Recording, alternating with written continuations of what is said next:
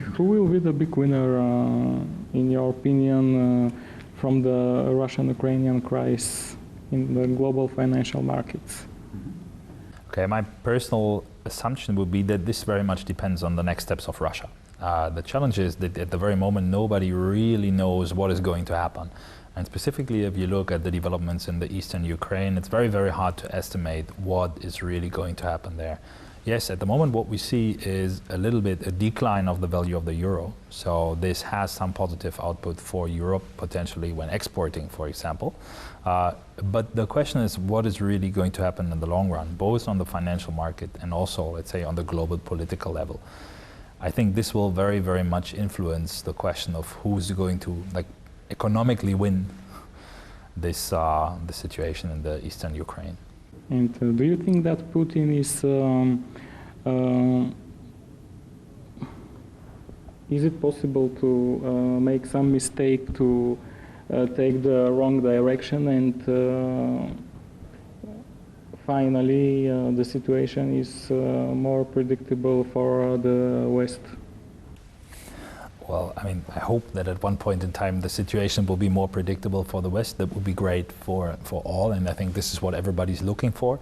And not only that it is predictable, but also that it's positively predictable so that we know what is going to happen and that what's going to happen is good, right? But if you look at the situation at the moment, I'm definitely not able to predict what Mr. Putin is going to do in the future. And I think if you look at the development over the last 3-4 weeks, you see something, you can actually only repeat that and say nobody really predicted the moves and the development of the situation in the Ukraine. Nobody expected it when we had the first movements on the Maidan. Nobody expected this to happen. So at the first, this started as a pro-European movement, and it ended up with Russia annexing parts of the Ukraine, and now heavy turmoil actually in the east of the Ukraine. Nobody expected this to happen. So if I would tell you now what's going to happen in the future, yes, I would love to know. It's a very, very important question for many people, both economically and politically and also socially. But I think nobody really knows. Financial punishments against Russia doesn't work, it seems. How the European Union and the United States, of course, can push the politics of Russia? Well, I think what we are currently experiencing is not the full power of potential forces against Russia, economic forces against Russia. So, you know, that the European Union set up such a 3-stage plan, and as far as I know, we are currently still in stage number 2. So economically, the European Union did not escalate the situation to the extent possible.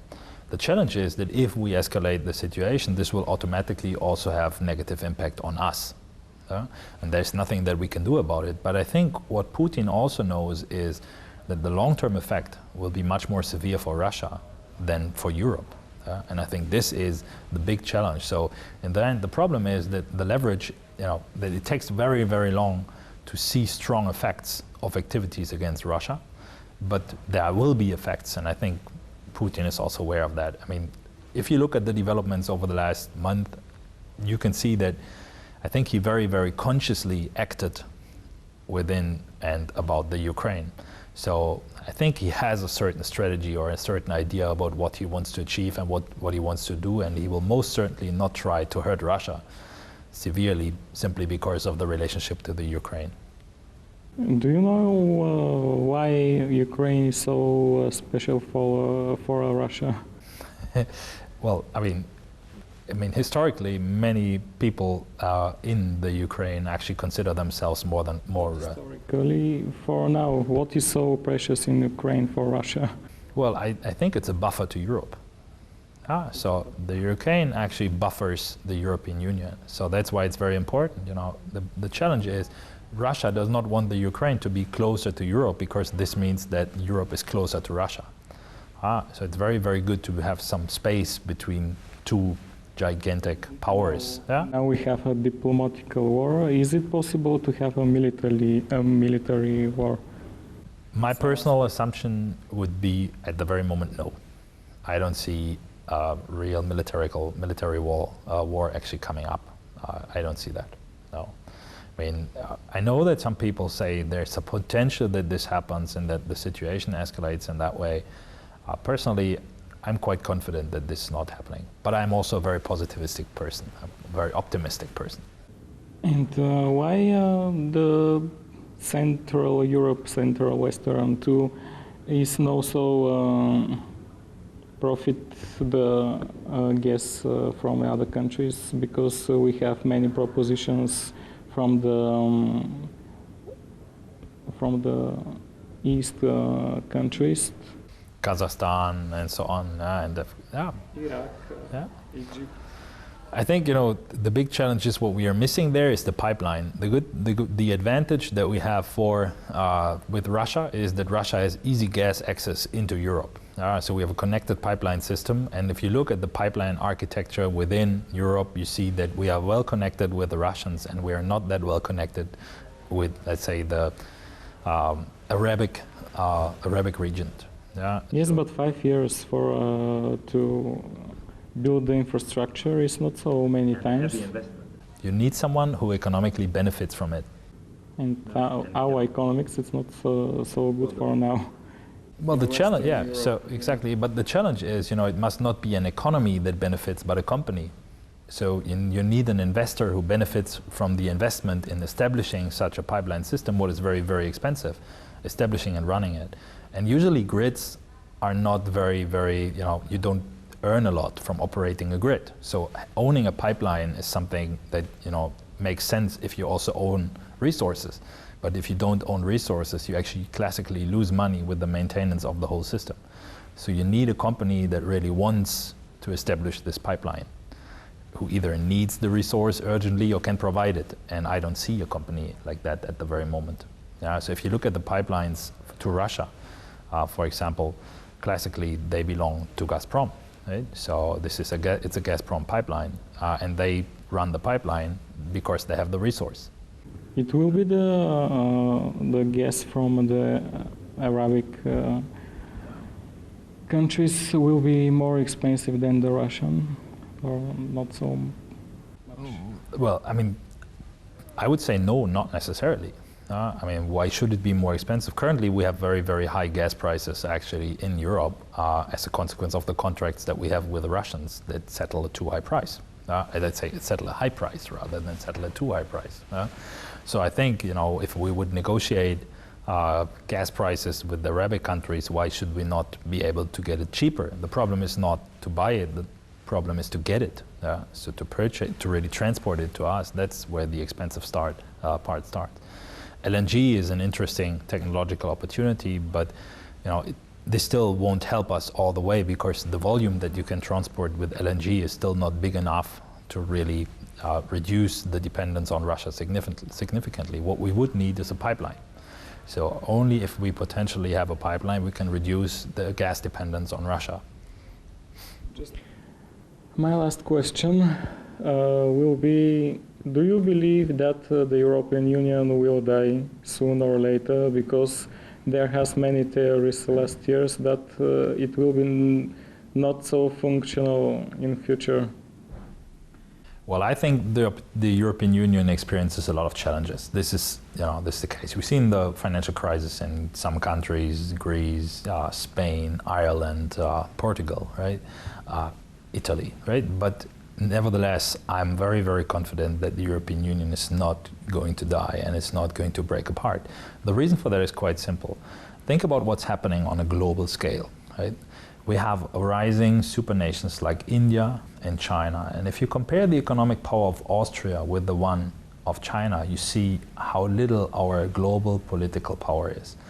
But if you compare the economic power and also the political power of the European Union with the one of China, right, or the one of India, you see that jointly we are much, much better positioned in the global economy. And this will actually definitely impact the way how much we are heard in global political systems, how much actually we can influence the global economic system, and this is all in our favor. So most definitely I'm confident that the European Union is not going to break apart. You know, it may be that some... But in this structure, or can change the structure functional? Well, you know, changing the structure may always be an option, right? So, but in general, we need also a political union to a certain degree, right, to represent a joint interest if we are dealing with the new superpowers, India, China, and also other emerging markets. Think about Indonesia and compare the size of Indonesia with the size of, many European countries, and you see how small we really are. And we can only actually have a global impact if we cooperate as a union, and if we act as a union. So that's why I think on the economic side, we cannot live without the European Union anymore. Because I'm thinking that maybe if the situation with Greece repeat again, maybe with Italy, Spain, or other country, Portugal, is it possible the North refuse to pay of the South? Well, I mean, looking at the European Constitution, yes, it is possible. And it will be changed something then or not? Well, I cannot tell you how we will react to the next financial crisis. This also depends very much on the question how financially stable and how financially wealthy the European Union is at that point in time, because we need to be able to also afford a rescue operation again. So, it's a very, very expensive procedure, and if we don't have the money to do it, there's nothing we can do, right? So we need someone who lends us the money or to have the money by ourselves, right? And that's something that you can only do if you're economically wealthy. If the fact that we actually support a problematic country financially reduces our own economic capabilities dramatically, then most probably at one point in time we might say no. And finally, because of the situation now, is it possible Russia to comment something to or give the situation in European Union? You mean for Russia to influence the general situation? So whether the current relationship with Russia has an impact on? Yes. Well, I mean, I think if you look at the dependency on Russian gas, the EU is to some extent united. Yeah, so we all depend to a certain degree on gas deliveries from Russia. The more you come into the east of Europe, the more the dependency is. That's a regional consequence. But basically, what you see is that we are all as much dependent on Russia as all the others. So there's very little that we can, I think that's why Russia cannot do much to reduce or to impact really the behavior in the European Union, in the politics. So I don't think we're, sorry. How much the European economic and finance depends from Russia? Well, I think in the short run, if Russia would actually close the gas deliveries or stop gas deliveries to Europe, we would have a severe problem. Not at one point in time, right?